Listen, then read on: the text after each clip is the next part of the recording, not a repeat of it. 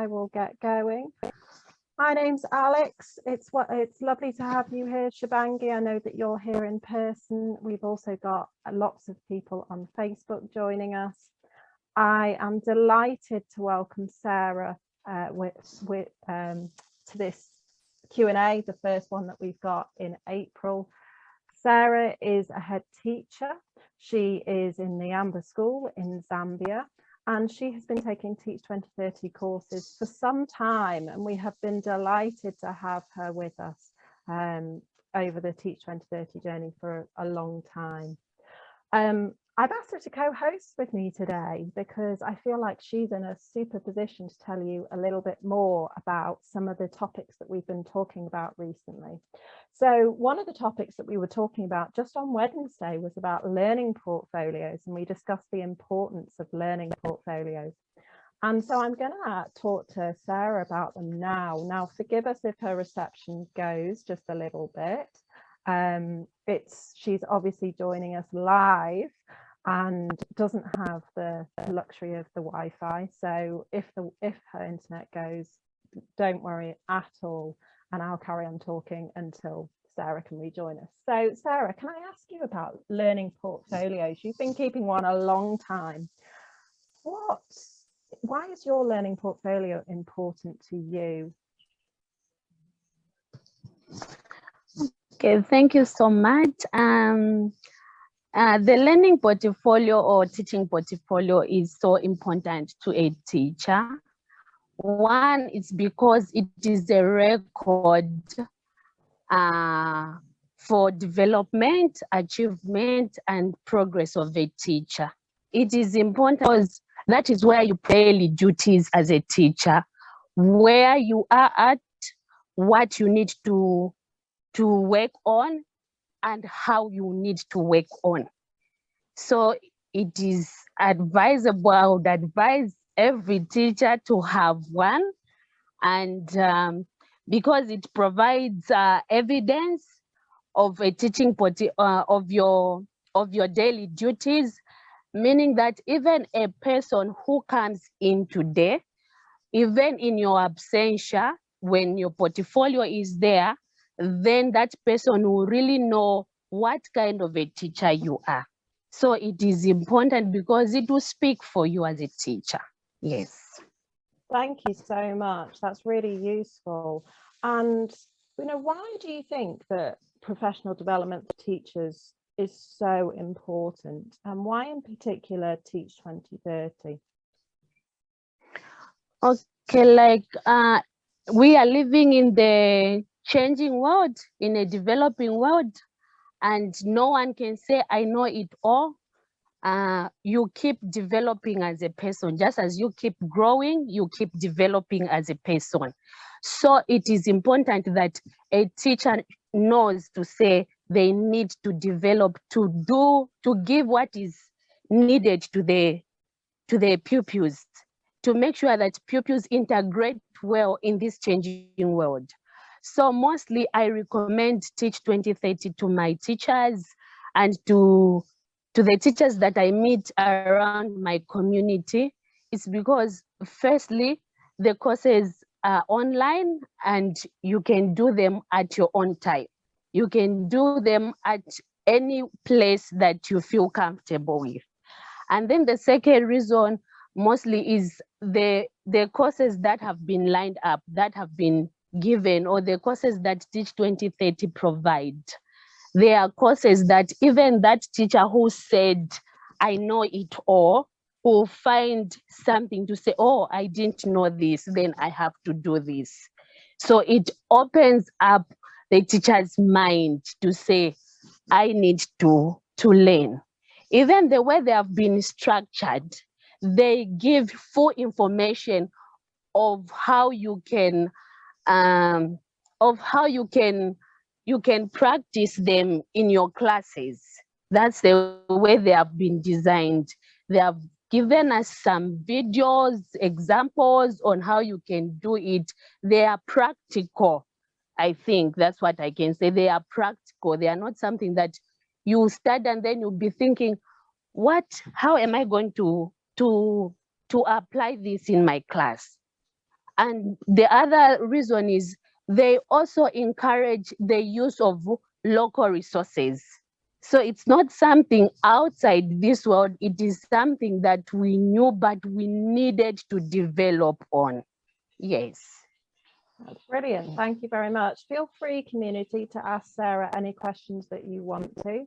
She's here for you. So if you have any questions, feel free to type them in and we will absolutely put them towards Sera. Actually, today was really interesting, Sera. I actually had some feedback from some, I was reading the course feedback, and there was somebody who said that they've learned not to shout at the children and tell them off, and to just correct them by shouting to them. And we had a few people saying that to us. Can I just ask you a little bit about feedback and what you've learned about feedback and giving feedback to the students? What do you think about feedback? If the students do something right or wrong in your classroom, and the way that you tell them something without shouting at them. Yes. Oh, that's one thing that I've enjoyed doing. That's one that I look for even in other teachers in my school. So when I just started teaching, I could say, okay, very good. It's something right. I was very good. After looking at what mindset and where we do to give feedback. Feedback is something that when you tell a child or a student in your class, it should be clear on what you are telling that child. If you're telling her, okay, excellent, what is excellent about it? What the child has done or said. So that should be something that make a child move forward. It's not only about the discipline, even when you're giving Sera, feedback, I think the internet's just going a bit funny again. Our internet's going a bit funny again. Okay. I heard you say some lovely things there, but I'll try and just rephrase them for people just whilst we try for the connection again. Do you want to just say a couple of things there and see whether it's come back? Do you want to try again? Okay. You were saying such lovely. There you go. I think you're back now. Can you carry on what you were saying?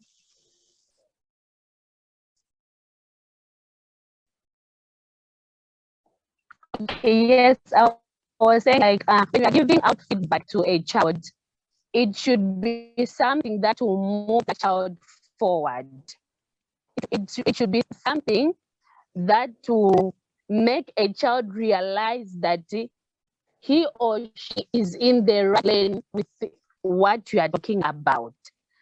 And even to the teacher's side, there are some times when you don't listen much to hear what the child is saying, but you can only give right feedback when you are attentively listening and hearing to what the student is saying.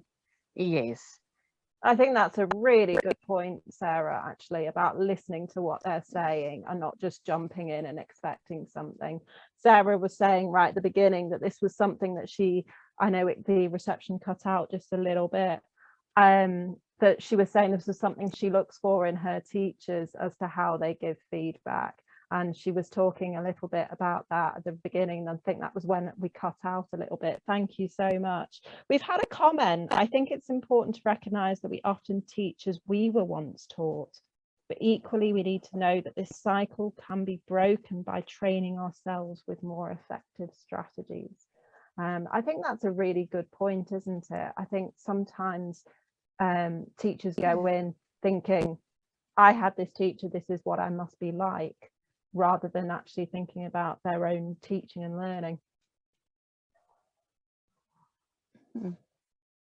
Yeah. So I think that's a really lovely point. And what we can do is we can use the Teach 2030 courses in order to improve and think about the strategies that can make us better teachers, rather than just thinking, well, I was taught in this way and my teacher used to shout at me, so I'm just going to shout at the students, and taking on the responsibility of professionally developing. I think that's a really good point. Any further questions? Shabangi, I know you're in this Q&A with us. Would you like to ask a question? Is there anything that you want to ask Sera at all? Or anybody who is live on Facebook? Any last questions for Sera? Let's try and have one more question for her, seeing as she's given up her Sunday afternoon for us. Any further questions? Please feel free to type them. I'm just having a quick look just to make sure, and then I'll ask you a question, Sera. Sera, can I ask you about which course you think that people should start with? What's your feeling on that? Which of our Teach 2030 courses should we start with? Do you think it should be growth mindset or fresh thinking, or do you think practical or planning? I think if we can start with the growth mindset. Yes, growth. Yeah, because even the name itself, it will tell you to say there's some growth which would need to take place even before you go to active learning. Yes. So it's about opening your mindset and realizing your own growth before you even take on any of the lessons.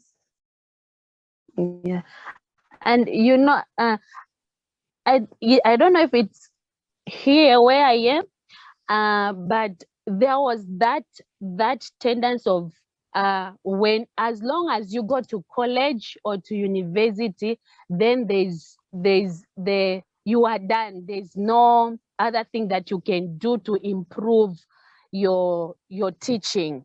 Yes. So when you go through growth mindset, you reflect even on what you went through as a pupil in class. You look at what you used to do, what the teacher used to do with you in class. So that I feel that is a start up for these courses. I don't know if I'm okay to say that. Yeah, absolutely. And I think it's really important to recognize your own growth in your learning, and that you don't necessarily have to be the way that you were taught in school and that your teachers were, and that it's okay for and what we need is for our mind to expand and develop, and to recognize that we aren't all perfect, and even after doing all the Teach 2030 courses, there's still room to grow, and Sera is continually pushing herself to learn and to grow, and for her teachers to grow as well. And it's about moving away from the idea of being perfect and continually recognizing that we can grow, we can learn. As Sera mentioned in the beginning, things are continually changing. So, and that it's about being open to pushing ourselves to learn and to model that behavior that we see in our children and that we want in the learners that we teach. Okay, it is now 15:15, so that is our 15 minutes of Q&A finished. There are no further questions, Sera, so I think that's a really good place to leave it, if that's okay with you. I want to say a huge thank you to Sera for joining us from Zambia. She's been absolutely incredible today, and we are delighted to have her join us. Thank you so much. Thank you. I appreciate it. That's absolutely our pleasure. Sera is going to be helping us out over the next couple of months for sure. And please look out for our workshops and Q&As. We are having workshops and Q&As live for free once a week this month. So the next Q&A, the next workshop, I believe, isn't next week, but the week after. So please look out for it on our social media. and we hopefully will see you all there. We're going to try and do one a week. So we hope you have a lovely day today, and thank you so much for joining us. Thank you. Thank you.